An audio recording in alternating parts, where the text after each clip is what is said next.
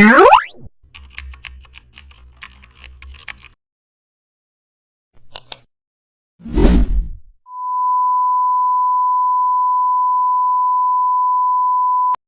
back to the channel, and don't forget to like, share and subscribe for more updates. Today we are diving into an exciting tutorial. Start by opening your portrait photo in Photoshop, then duplicate it and rename the copy hologram. Now apply hue and saturation to shift tone to can or blue. Then go to the layer styles, outer glow and add a neon blue lights. Increase the spread slightly for a soft holographic effect. Apply filter and pixelate and mosaic for a digital texture.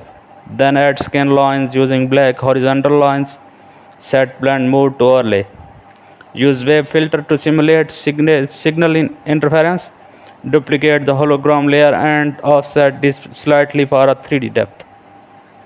Add background lighting with gain radial gradient